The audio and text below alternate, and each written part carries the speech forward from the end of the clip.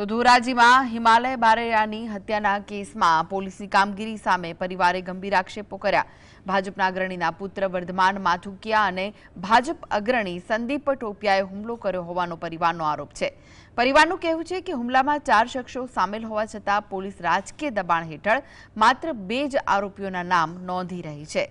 CCTV ફૂટેજમાં વિવેક બારૈયા પણ થયેલા હુમલાના દ્રશ્યો અને વર્ધમાન માથુકિયાની ઓડિયો ક્લિપ હોવા છતાં ભાજપ અગ્રણીના પુત્ર અને અન્ય સાથીદારને છાવરવામાં આવતા હોવાનો મૃતકના ભાઈ અને કાકાએ રોષ વ્યક્ત કર્યો। પરિવારે આક્ષેપ કર્યો છે કે પોલીસ 2 જ નામ લખવાના દબાણ કરી રહી છે। જો 4 આરોપીઓ સામે કડક કાર્યવાહી નહીં થાય તો ઉગ્ર આંદોલન કરશે। ફરિયાદ કરવામાં એમ કીધું હતું કે 4 જણા હતા, મેં જોયા છે ભાગેલા, અને 4 ને ઓળખું છું।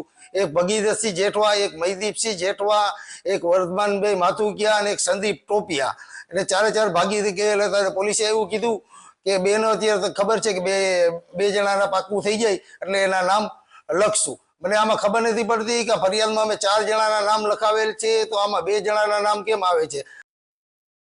ત્યાંથી અમે ઇકોમાં મારો ભાઈ હિમાલય, હું, મારા કાકા અને મારો બીજો ભાઈ વિશાલ, અમે 4 જણા ઇકોમાં ગયા। ત્યાં ઘટના સ્થળે પહોંચતા તેને ગાડીની બીજી સીટમાંથી કોહાડો કાઢીને મારા ભાઈ હિમાલય ઉપર મારેલો, અને ત્યાંથી અમે પછી ફરાર થઈ ગયા 4 જણા।